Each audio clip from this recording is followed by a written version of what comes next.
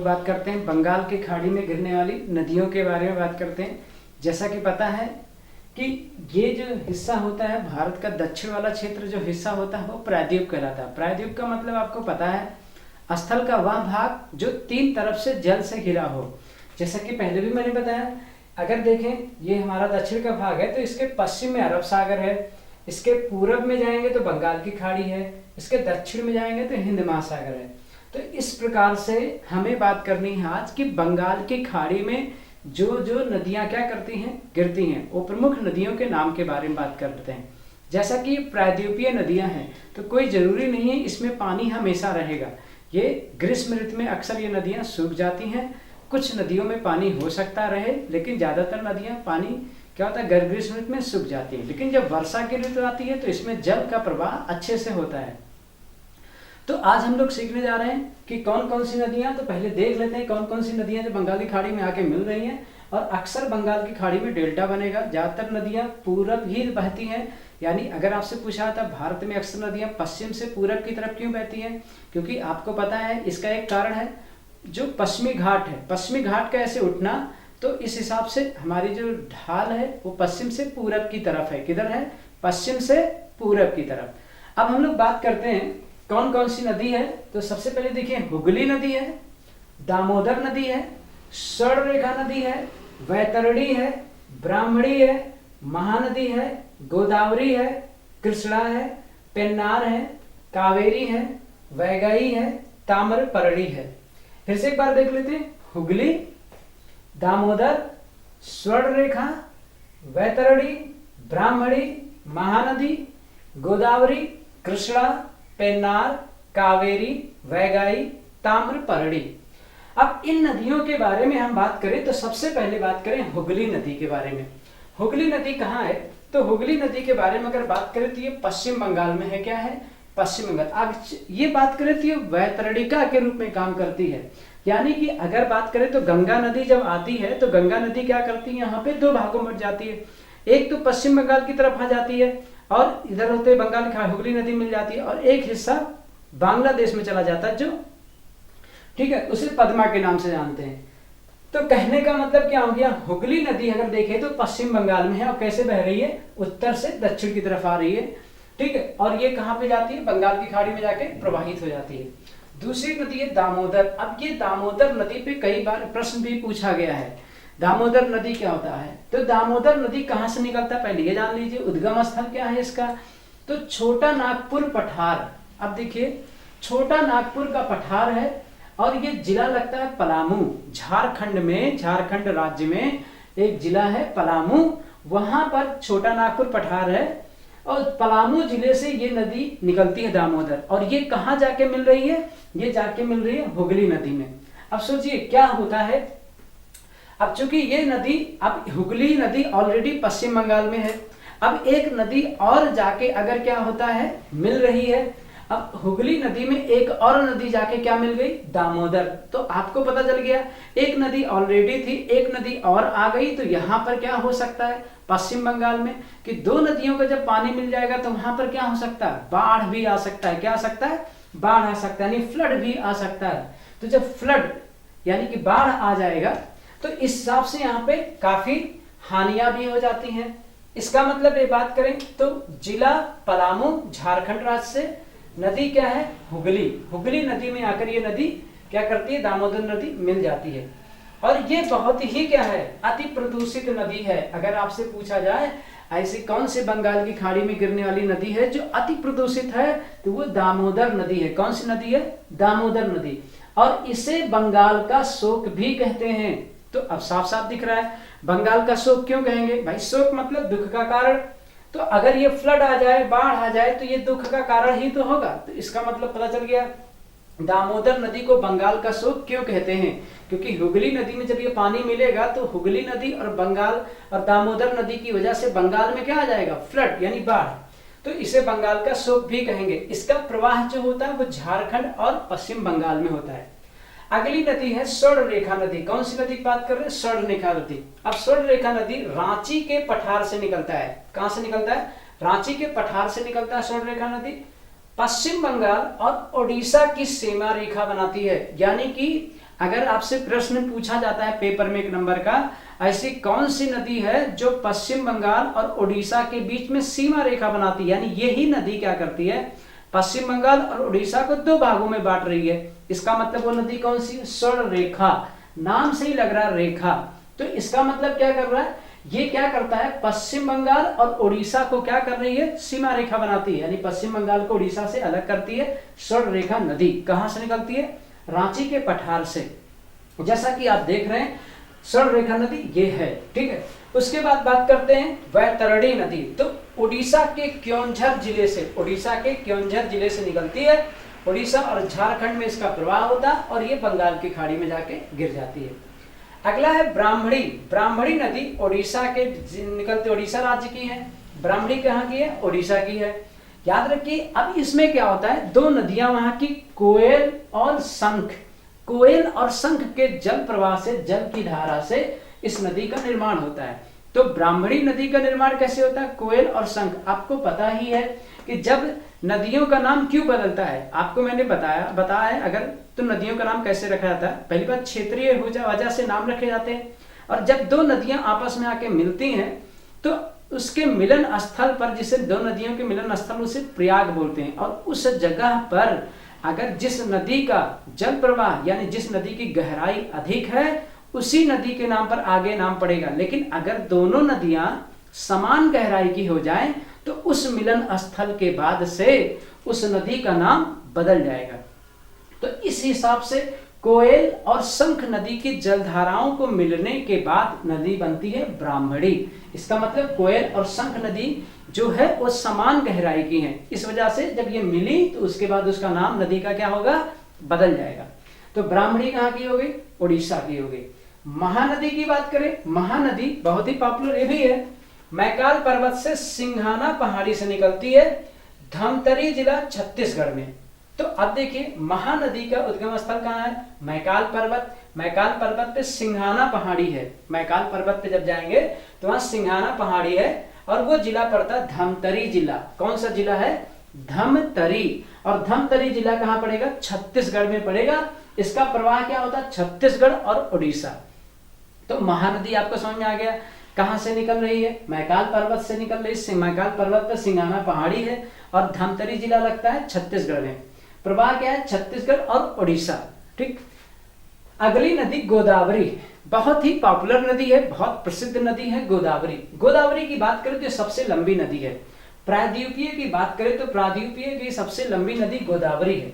अब ये गोदावरी निकलती कहाँ है, तो महाराष्ट्र में नासिक जिले के त्र्यंबकम से, त्र्यंबक यानी नासिक के त्र्यंबक पहाड़ी से ये दक्षिण निकलती है। तो इस हिसाब से गोदावरी पूछें तो प्रायद्वीपीय की सबसे लंबी नदी है। कहां से आ रही है, महाराष्ट्र के नासिक जिले के त्र्यंबक पहाड़ी से निकलती है। त्र्यंबक पहाड़ी से इसे दक्षिण की गंगा भी कहते हैं, इसे वृद्ध गंगा के नाम से भी जानते हैं।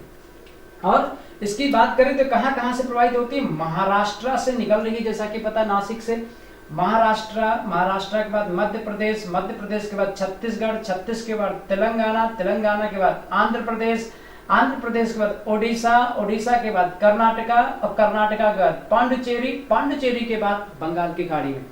तो आपको दिख रहा है ये गंगा के नाम से क्यों जानी गई, क्योंकि जैसे गंगा ही क्या है, हमारे हिमालय क्षेत्र की नदी जो है, वो गंगा हमारे उत्तर के मैदान को बहुत ही ज्यादा क्या करती है, सिंचित करती है, लाभान्वित करती है। ऐसे ये भी देखिए कितने राज्यों को एक हिसाब से, महाराष्ट्र 1, मध्य प्रदेश 2, छत्तीसगढ़ 3, तेलंगाना 4, आंध्र प्रदेश 5, उड़ीसा 6, कर्नाटका 7, पांडुचेरी 8। तो कुल मिला के 8 जगहों को, यानी 8 राज्यों के आसपास के क्षेत्र को क्या कर रही है, वो कनेक्ट कर रही है, यानी 7 राज्य और 1 केंद्र शासित प्रदेश बोल सकते हैं। तो इतनी जगहों को वो सिंचित, लाभान्वित और कितनी चीजें, पेयजल की सुविधा उपलब्ध कराती है। इस वजह से गोदावरी को क्या बोलते हैं, गंगा नाम से जानते हैं। और ये कैसी गंगा है, ये दक्षिण की गंगा है, ये वृद्ध गंगा है। इसको क्या कहते हैं, प्रायद्वीप की सबसे लंबी नदी है। कहां से निकली, महाराष्ट्र के नासिक से त्र्यंबक पहाड़ी से निकली है।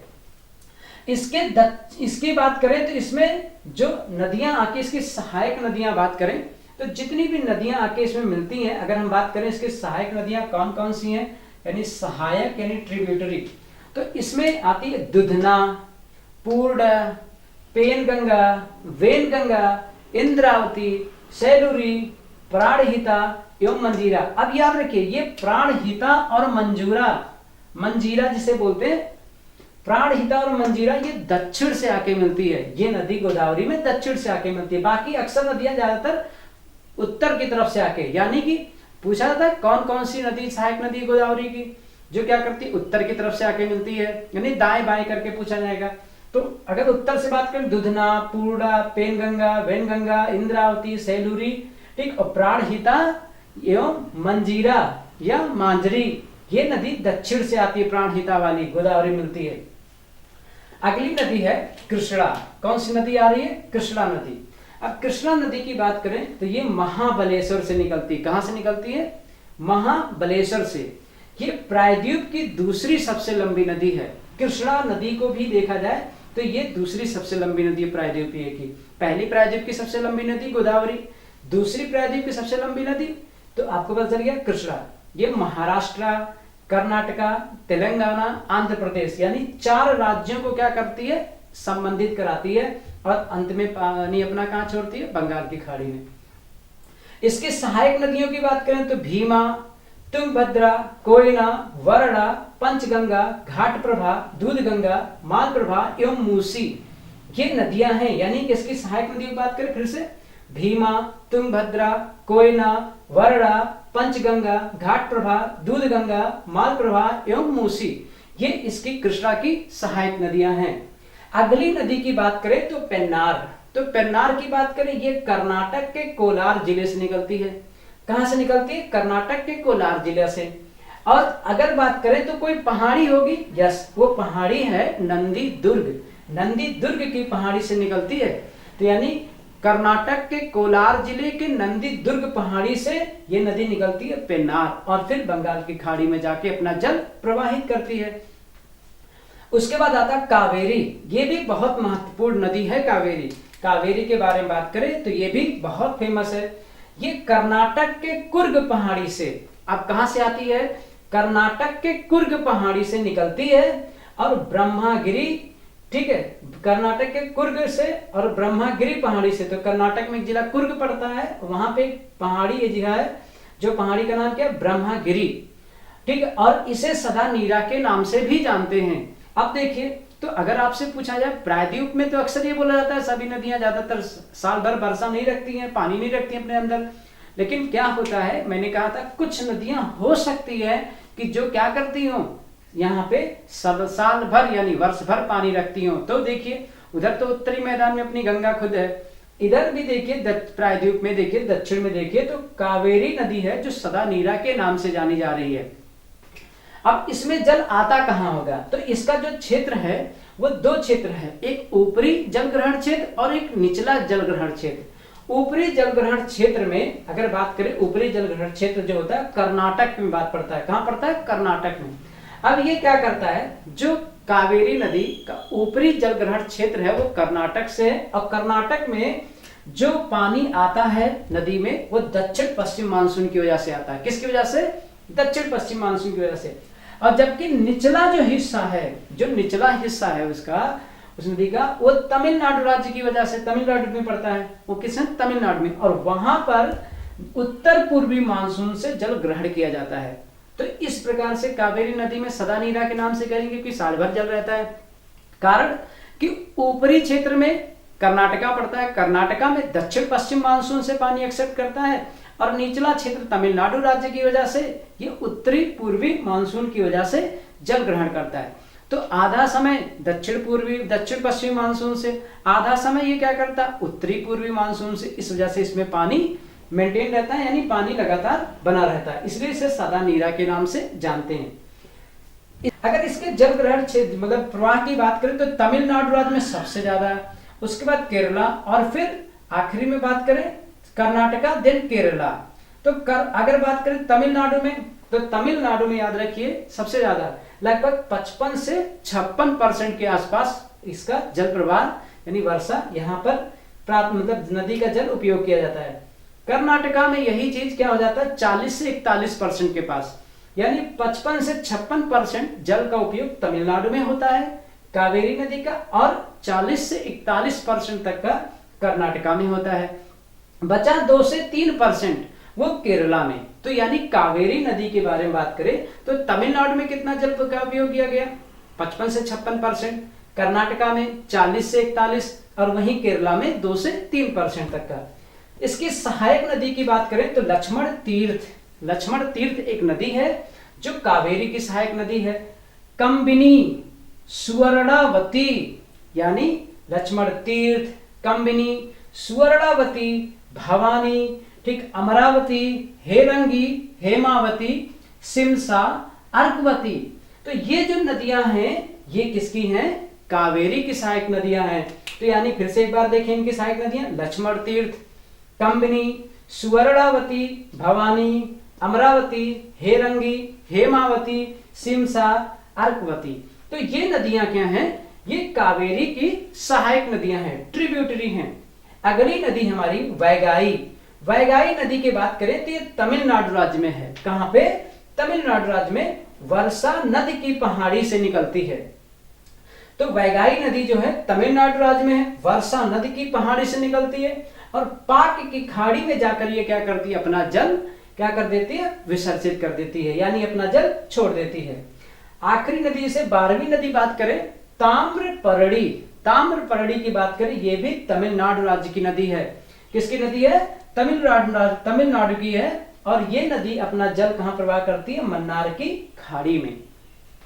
तो इस हिसाब से हमने देखा प्रायद्वीपीय कुल कितनी, एक हिसाब से 12 जो महत्वपूर्ण नदियां थी वो मैंने आपको चर्चा करी हैं, जिसमें से पहला हुगली है, दामोदर है, स्वर्णरेखा है, वैतरणी है, ब्राह्मणी है, महानदी है, गोदावरी है, कृष्णा है, पेन्नार है, कावेरी है, वैगाई है, ताम्रपर्णी है।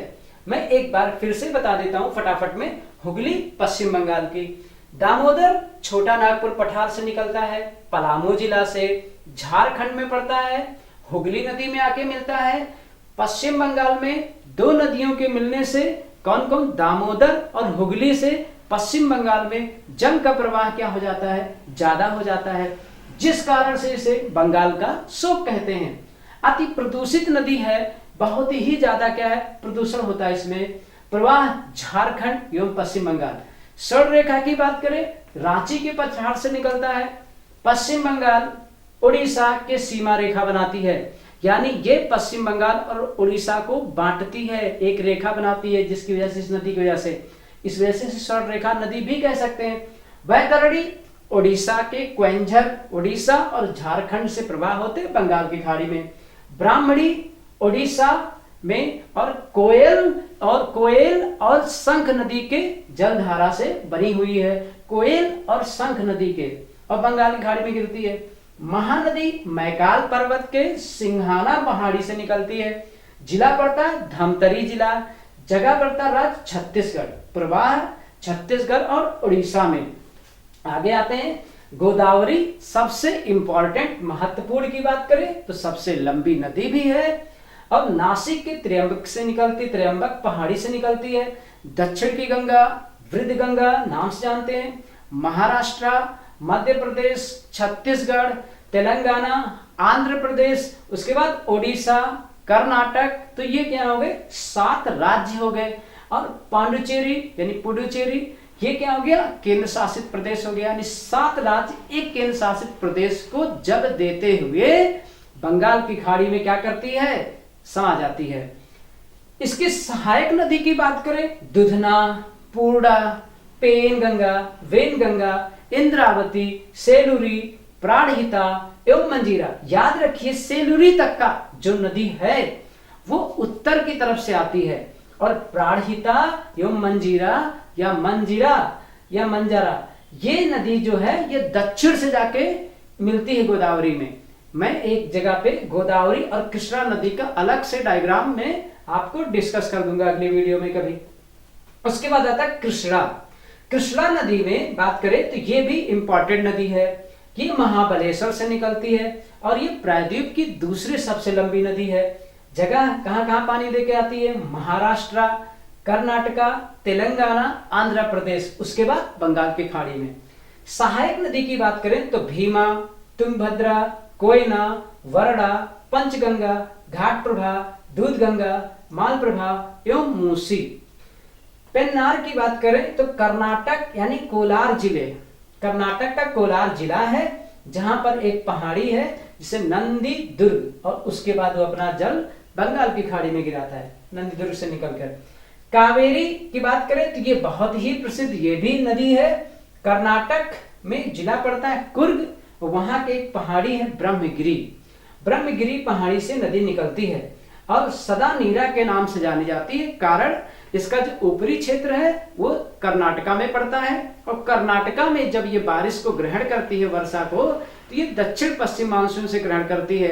और निचला सिरा की बात करें इसका, वो तमिलनाडु राज्य में आता है, और वहां पे वर्षा उत्तर पूर्वी मानसून से ग्रहण करती है। जिस हिसाब से आधे समय में ग्रीष्म ऋतु से अगर आप बात करें, आधे समय में ये कहां से लेती है वर्षा? दक्षिण पश्चिम मानसून से, आधे समय में उत्तर पूर्वी मानसून से। इसकी सहायक इसमें बात करें, इसमें ज्यादा पानी कौन लेता है तो बात करें इसमें तमिलनाडु, कर्नाटका, केरला। तमिलनाडु लगभग 55 से 56% पानी का उपयोग, कर्नाटका में लगभग 40 से 41, केरला में लगभग 2 से 3%। सहायक नदी में बात करें लक्ष्मण तीर्थ, कंबिनी, सुवर्णावती, भवानी, ठीक, अमरावती, हेरंगी, हेमावती, सिमसा, अर्कवती, ये इसकी सहायक नदियां हैं। वैगाई नदी तमिलनाडु राज्य की में बहती है, वर्षा नद पहाड़ी से निकलकर पाक की खाड़ी में समाहित हो जाती है। ताम्रपर्णी तमिलनाडु में मन्नार की खाड़ी से निकलते हुए मन्नार की खाड़ी में जाके प्रवाहित हो जाती है। इस हिसाब से हम लोगों ने पढ़ लिया कि बंगाल की खाड़ी में कौन कौन सी नदियां गिर रही हैं। याद रखिए कुछ नदियां ऐसी होती हैं जो ना ही अरब सागर ना ही बंगाल की खाड़ी में जाके मिल पाती, वो क्या करती है आधे रास्ते में ही जाके कहीं पे लुप्त हो जाती हैं, और ऐसी नदियों को हम लोग बोलते हैं स्थली नदी। कौन सी नदी बोलते हैं? स्थली।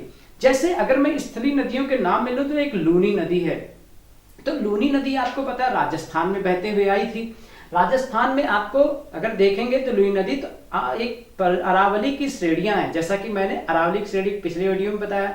अरावली की श्रेणी से एक नदी निकलती है लूनी नदी, और वो लूनी नदी आके राजस्थान में आते आते क्या हो जाती है? विलुप्त हो जाती है।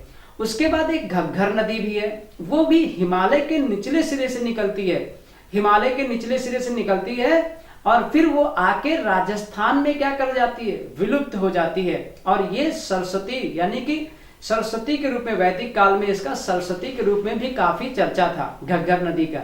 और ये घग्घर नदी राजस्थान में एक जगह पड़ता अनूपगढ़, वहां पे आके क्या कर जाती है? विलुप्त हो जाती है, हिमालय के निचले सिरे से निकलती है ये नदी। तो आपने देखा स्थली नदी के बारे में भी जान लिया, और प्रायद्वीप की नदी के बारे में जान लिया। स्थली नदी में बात करें लूनी, और कौन सी बोल सकते हैं आप? घग्घर, जो वैदिक में सरस्वती के नाम से भी प्रचलित थी, हिमालय के निचले सिरे से निकलते हुए राजस्थान में अनूपगढ़ में आके विलुप्त हो जाती है। तो that's all for the day.